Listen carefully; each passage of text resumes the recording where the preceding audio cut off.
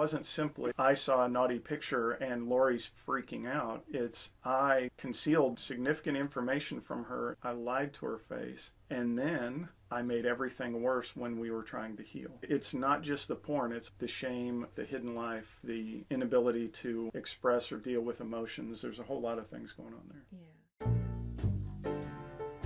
Hi everybody, we're Jay and Lori Pyatt from C.U.R.E. Hello everyone. This season is season 2 of our podcast, and we're also video recording it. And if you've heard from us recently, you know that this season will be all about betrayal, because that's what we do during our day job. We talk about the issue, and we do a lot of public speaking, and we also have one-on-one clients and couples clients that come to us to help them repair the relationship after betrayal.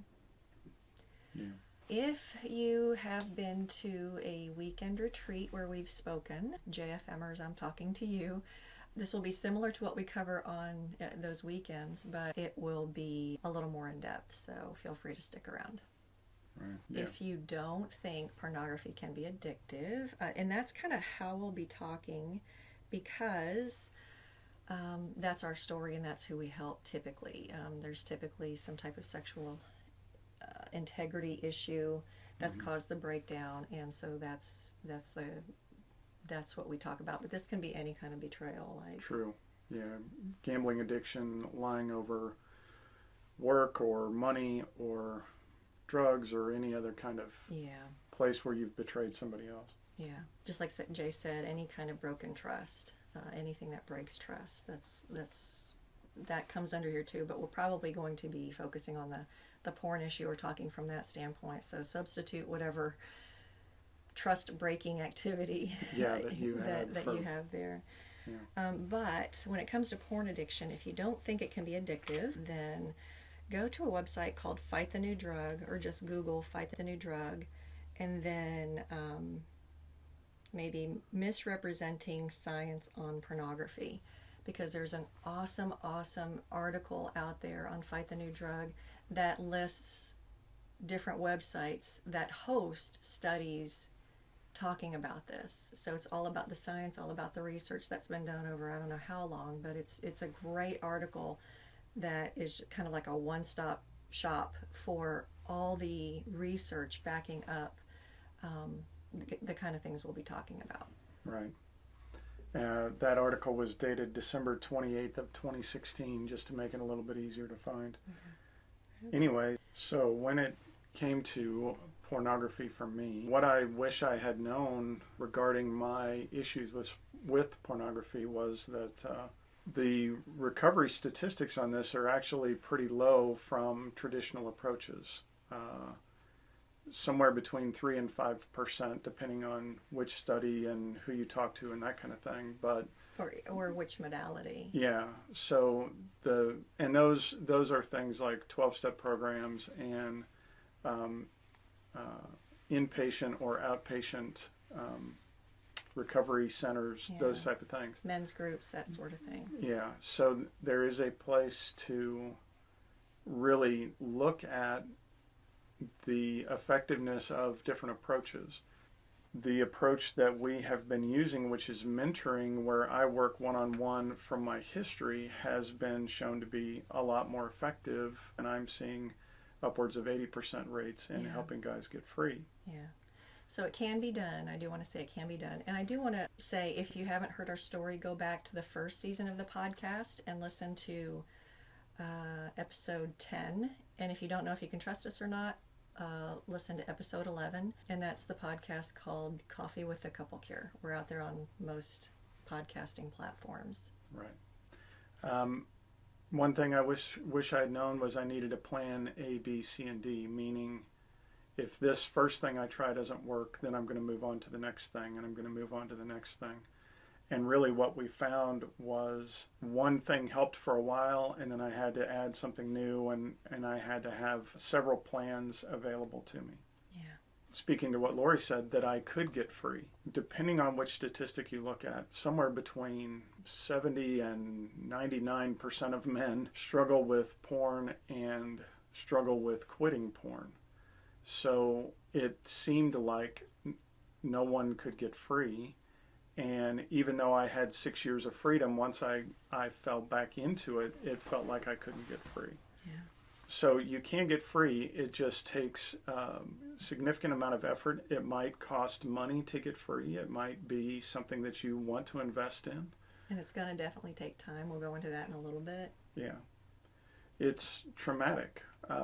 You know, that's something else I wish I'd known, that the trauma for Lori in my lying, in my bringing other women into the marriage, not through physical affairs, but through pornography. That is bringing other women into the marriage. I was thinking about other women in the marriage, and it caused her a lot of trauma. It caused her a lot of feelings of being unsafe consistently. And then not knowing whether or not she could trust me added to that trauma. Before we move on to that one, would you mind talking about how it can be traumatic for the addict as well? For the user, what can be traumatic is thinking that they were going to get some sort of vanilla, for lack of a better word, porn, something very simple between a man and a woman, and coming across something that was not that, or was abusive somehow, and it can be traumatizing to them from what they've been exposed to. Yeah. We heard that the day the internet went live, there was all sorts of taboo, we'll call it. Yeah. Some will call it taboo, some will call it deranged types of pornography out there. Right. So, you know, whereas when we were growing up, it was like, ooh, Sears catalog, you know. I'm sure guys were like that. And then, or just the Playboy magazines. But nowadays, you look up sex and you're going to get all sorts of stuff, which, you know, increases the addiction. And we'll go over that probably in another podcast this season. Right. But to Lori's point, it's never just the porn. So the trauma wasn't simply, oh, you used porn and now I'm traumatized. It was the lying. It was the gaslighting. It was my narcissistic tendencies of self-protection, meaning I know you feel unsafe, but when we talk about it, that's bothersome to me and I really want you to stop. So I'm going to be physically intimidating. I'm going to yell. I'm going to shut you out. I'm going to leave the room. I'm going to make this whole thing feels so unsafe that Lori was actually on the verge of going insane. I can't disagree with that. Yeah. And so it wasn't simply, I saw a naughty picture and Lori's freaking out. It's, I concealed significant information from her in our marriage over a 4-year time frame. I lied to her face. And then I made everything worse when we were trying to heal. Yeah. So it's not just the porn, it's all the dynamics that go along with the shame, with the hidden life, with the inability to express or deal with emotions. There's a whole lot of things going on there. Yeah. And I want to back up to the PTSD, it's traumatic point that Jay made. One thing a guy can be traumatized by is by his own actions. You know, like we said, you look up sex on the internet and suddenly you see a bunch of stuff you never even knew it existed. You go, ooh, but, you know, and some people will shy away from it. Others, it gets logged in the back of the mind. Mm-hmm. And whereas first they go, ooh, I would never be into that. That stuff's wrong. Later, when they go look at it, that can be traumatizing to the addict. Like, I can't believe it's gotten this far.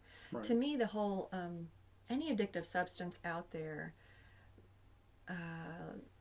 that we don't have in daily life, or that are extremely addictive, to me, it's like opening Pandora's box. You know, right. I remember raising our child and saying, obviously these things are addictive, and don't open that door because you never know how far it's going to take you. Same thing with porn. You know, I wish we could tell our kids don't look up sex on the internet and them not do it, but it's there, and we have to understand just how quickly the addiction can happen, which we just covered in a Q&A recently. Right. Is it instantaneous, or does it happen subtly over time? Yeah.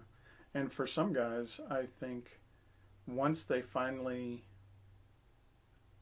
wake up to the fact of what they've done, some of them become suicidal. some of them become so horrified or unable to process what they've done that all they want to do is disappear. Yeah.